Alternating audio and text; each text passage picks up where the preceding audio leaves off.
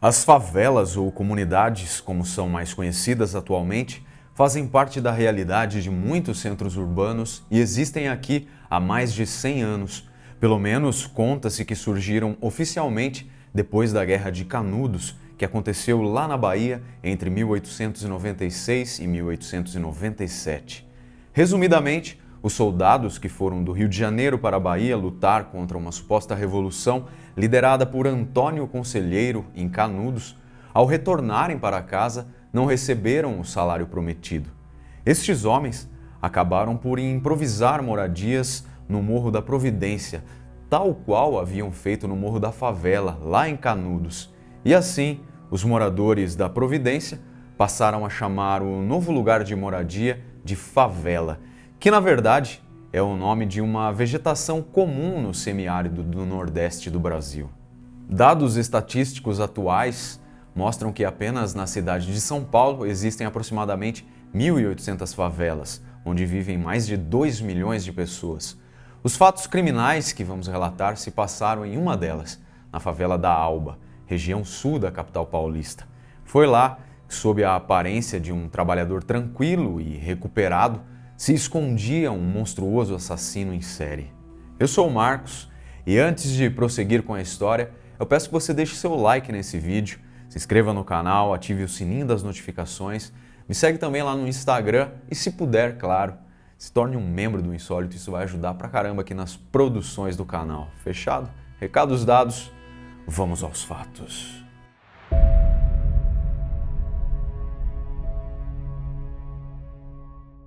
O pintor de paredes Jorge Luiz Moraes de Oliveira, de 41 anos, morava perto da mãe, em casas no mesmo terreno. Apesar de eles dividirem o quintal, Jorge fazia questão de proteger sua privacidade. Sua casa estava sempre trancada e a chave ele levava pendurada num cordão no pescoço. Apesar de quieto, levando uma vidinha tranquila, às vezes ele recebia visitas. Posteriormente, vizinhos falaram que ele traficava drogas e por isso havia um certo fluxo de pessoas que iam até lá falar com ele. Um destes visitantes foi um rapaz de nome Carlos Neto Alves Júnior, de 21 anos, apelidado de Mudinho, que morava perto do pintor, na mesma rua que ele, lá na favela da Alba. Então, no dia 23 de setembro de 2015, Júnior entrou na casa de Jorge e não retornou depois para a sua própria casa. Ele era surdo-mudo. A família, logo que percebeu a sua ausência, começou a procurá-lo pela favela. Denúncias anônimas levaram os pais de Júnior até a casa do pintor Jorge, onde o corpo da vítima foi encontrado. Assim, com este homicídio consumado, a polícia iniciou as investigações nesta casa. E adivinhem só, localizou-se um total de 6 corpos em diferentes estágios de decomposição dentro dela.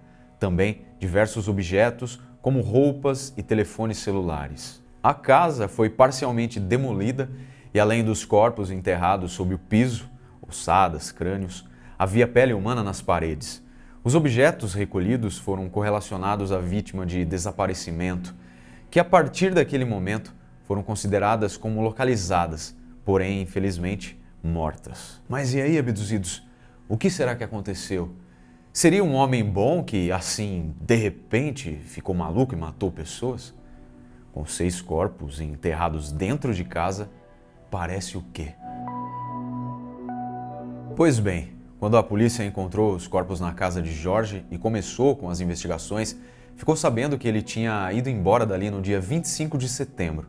Depois disso, foram a mãe e irmã dele que falaram com ele por telefone e o convenceram a se entregar para a polícia. E é aqui, neste ponto da história, que ficamos sabendo que Jorge Luiz Moraes de Oliveira tinha uma longa ficha criminal.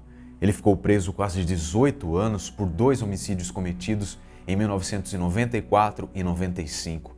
E neste tempo detido, ele se envolveu em rebeliões. Além disso, ele também respondeu criminalmente por sequestro, cárcere privado e formação de quadrilha. A série de assassinatos que terminou com a morte de Carlos Júnior foi realizada entre o fim de 2014 e outubro de 2015. Ou seja, coisa de 1 ano depois dele deixar a cadeia em liberdade. fato que ocorreu em 7 de novembro de 2013. Essa morte de Carlos Júnior, o assassino justificou como sendo de legítima defesa. Na história elaborada por ele, o vizinho, acompanhado de outro jovem, entrou em sua casa com uma faca na mão. Após uma discussão, a vítima o teria esfaqueado no braço, mas por fim, Carlos Júnior foi morto, enquanto o outro rapaz teria fugido. O corpo de Carlos Júnior foi encontrado em uma cova rasa, enrolado em plástico. Provavelmente é dele o sangue na casa, que podemos ver nas fotos, cujo link para elas eu vou deixar na descrição do vídeo, porque infelizmente eu não posso mostrar aqui, fechou? Então, por ocasião do seu depoimento no 16º Distrito Policial, na Vila Clementino, Jorge confessou ter assassinado 5 mulheres e um homem. Todas as mortes aconteceram dentro do imóvel e as vítimas eram, segundo a sua declaração, mulheres que compartilhavam drogas com ele. Ele negou qualquer tipo de relacionamento e o abuso sexual com as vítimas. E como motivação, a história foi que ele fazia oposição à facção do presídio e temia que as vítimas revelassem isso na região e por isso as estrangulou. E aí, abduzidos? Vocês que são especialistas em true crime, entenderam? Não? Pois é, que nem nós então. Mas o delegado da 2ª Seccional Sul, Dr. Jorge Carrasco, foi quem realizou as investigações em 2015. Ele declarou que procurava saber se o pintor era responsável pelo desaparecimento de um total de 30 pessoas na região do 35º Distrito Policial, que compreende a região de Jabaquara, na zona sul de São Paulo, perto da casa onde o suspeito morava. Renata era usuária de drogas, segundo sua mãe, e costumava ir até a favela para comprar entorpecentes. Quando a notícia do monstro da Alba apareceu nos jornais, Renata estava desaparecida havia 9 meses e como o último sinal do celular dela tinha sido registrado naquela região, isto foi um alerta para sua família. Então, na segunda-feira, 28 de setembro de 2015, após o fim do trabalho da perícia, a mãe e a companheira de Renata compraram uma pá e uma enxada e entraram na casa do pintor em busca do corpo. Elas não encontraram o cadáver, porém, localizaram objetos suspeitos e novos restos mortais que não haviam sido recolhidos pelos técnicos forenses. Isso obrigou a polícia a retornar ao local. Nessa retomada da perícia ali no local, então o corpo de Renata foi encontrado. A identificação ocorreu na quinta-feira, 1º de outubro, por meio da radiografia. A identificação ocorreu na quinta-feira, 1º de outubro, por meio de radiografias que mostravam que a moça tinha uma placa de titânio na perna e na clavícula. Depois, esta missão desempenhada pelas pessoas que amavam Renata e nunca desistiram de encontrá-la, seus restos mortais foram cremados e ela pôde descansar em paz. Baianinha, como também era chamada, morava na mesma favela e estava desaparecida. Então, quando mostraram uma foto dela a Jorge, ele confessou a morte da jovem. Mesma história, infelizmente. A moça também era uma moradora da região e foi reconhecida por foto pelo assassino. Inclusive, o celular dela foi localizado na casa de Jorge. Naturalmente que o advogado de defesa do bandido declarou que seu cliente comprou o telefone.